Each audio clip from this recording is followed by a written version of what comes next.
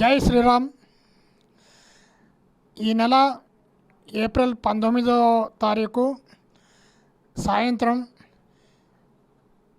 రామంతపురంలోని Jawaharlal Nehru government polytechnic కాలేజీలో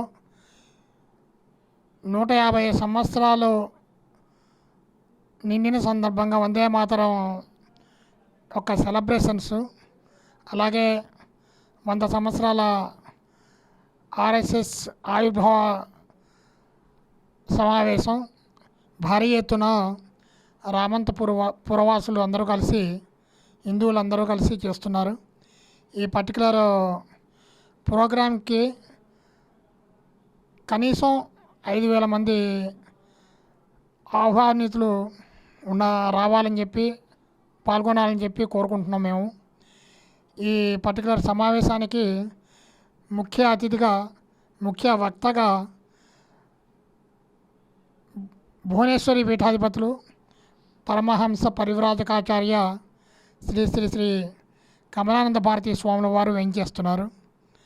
వారిని మన రామంతపూర్ దూరదర్శన్ కేంద్రం దగ్గర ఉన్న శివాజీ స్టాట్యూ నుంచి అందరం ఆహ్వానించి పూర్ణకుంభంతో స్వాగతం చెప్పి సభాస్థలికి సగర్వంగా, సహృదయంగా అందరం ఒక గొప్ప ఊరేగింపుగా తీసుకెళ్ళి సభా కార్యక్రమాన్ని మొదలెడదాము.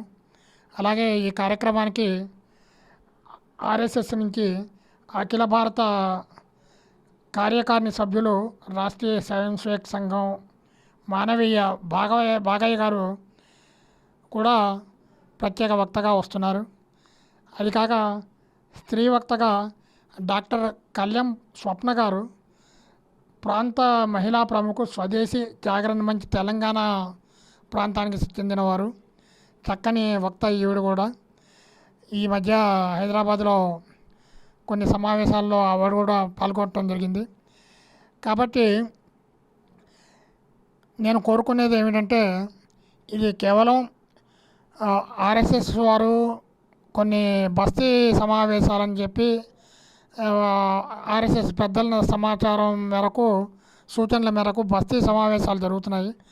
మనం వారి అనుమతితోటి బస్తీ సమావేశాలను కొంచెం క్రాస్ చేసి భారీ సమావేశం ఒకటి ఏర్పాటు చేయాలి హైదరాబాద్లో. ఎక్కువ మంది హిందువులు ఈ జాగరణ కార్యక్రమంలో పాల్గొనాలి అని చెప్పి ఈ సమావేశం ఏర్పాటు చేస్తున్నాము. బస్తీ సమావేశం అంటే జనరల్గా 300-400 మంది కంటే ఎక్కువ పాల్గొనే అవకాశం ఉండదు. అందుకని చెప్పి పాలిటెక్నిక్ కాలేజీలో ఈవెన్ 5,000 క్రాస్ అయినా కానీ మన సమావేశానికి ఎటువంటి ఇబ్బంది ఉండదు. అక్కడ కావలసిన అన్ని వసతులు ఏర్పాటు చేస్తున్నాము, ఎవరికి ఏమీ ఇబ్బంది కలగకుండా. సాయంత్రం 5 గంటలకి సభాస్థలిలో కార్యక్రమం స్టార్ట్ అవుతుంది. స్వామివారు 4:30కే వస్తారు. కాబట్టి అందరూ కూడా 4:30కే వచ్చి మీ కుర్చీల్లో కూర్చుని ఉంటే, కొంతమంది శివాజీ స్టాట్యూ దగ్గర నుంచి స్వామివారిని ఎదుర్కోలుగా వారిని స్వాగతిస్తూ సభాస్థలికి తీసుకొస్తే కార్యక్రమం దిగ్విజయంగా చేద్దాము. కమలానంద భారతీ స్వామివారు అంటే చాలా ఫేమస్. హిందువులకి గురించి, హిందువుల సాంప్రదాయం, సంస్కృతి, ఏ విధంగా మన ఆచార వ్యవహారాలు ఎందుకున్నాయి, ఎందుకు పాటించాలి, పాటించవలసిన అవసరం ఏమిటి, హిందూ జనజాగరణ ఏ విధంగా చేయాలి, ఇతర మతస్థుల నుంచి మన హిందువుల్ని మనం ఎలా కాపాడుకోవాలి, అన్యమత ప్రచారాలని ఎలా ఎదుర్కోవాలి, ఇలాంటి విషయాల మీద చాలా సవివరంగా ప్రతి సామాన్య హిందువుకు కూడా అర్థమయ్యేట్టుగా పాపం ఆయన చాలా ఆవేదనతో అందరినీ ఒక మోటివేషన్ చేసుకుంటూ చక్కని ప్రసంగం చేస్తారు. ఈ చక్కని ప్రసంగం వినటానికి అందరూ రావాల్సిందిగా కోరుతున్నాను. ఎందుకు ఆయన కొన్ని మేము ఎన్నుకున్నాము అంటే, పీఠాలు మన ఎక్కువ ఉన్నాయి, కానీ ఈ స్వామివారు పాపం తనకి ఎంత విద్వత్తు ఉన్నా జనజాగరణ కోసమే, హిందువులను చైతన్యం చేయడం కోసమే నేను ఈ సన్యాసాశ్రమం స్వీకరించా అని చెప్పి తనకు తాను చెప్పుకున్న ఆ, ఓపెన్ హార్ట్ మైండ్. అట్లాగే ఆయన దానికి తగ్గట్టుగానే పాదయాత్రలు చేస్తూ మారుమూల ప్రాంతాలకు కూడా వెళ్తూ గిరిజన ఆ, ట్రైబల్ ఏరియాస్కి కూడా వెళ్తూ అందరినీ హిందువులుగా ఉండటం ఎంత గొప్పతనం, హిందువుగా పుట్టడం ఎంత గొప్పతనం, హిందువులుగా జీవించడం ఎంత గొప్పతనం అనేది వాళ్ళు ఒక జాగృతిని తీసుకొస్తున్నారు.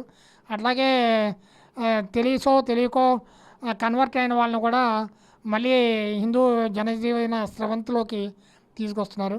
అటువంటి గొప్ప స్వామివారిని తీసుకొస్తున్నాం కాబట్టి మన హైదరాబాదులో అన్ని ప్రాంతాల వాళ్ళు, ఈవెన్ చుట్టుపక్కల జిల్లాల వాళ్ళని కూడా మన వేద పాఠశాలల ఆ, విద్యార్థులని కానీ ఉపాధ్యాయులని కానీ అందరిని కూడా రమ్మని ఆహ్వానిస్తున్నా. కొన్ని వేద విద్యార్థులు, తర్వాత వేదాధ్యయనం చేసిన వారు కూడా ఈ పూర్ణకుంభంతో స్వాగతం చెప్పడంలో పార్టిసిపేట్ చేస్తారు. కాబట్టి ఈ కార్యక్రమాన్ని కన్నుల పండుగగా మనం చేసుకునేందుకు మీ అందరినీ తెలంగాణ ప్రాంతంలో ఉన్న మొత్తం హిందూ జాతిని అందరినీ రమ్మని ఆహ్వానిస్తున్నాను. జై శ్రీరామ్.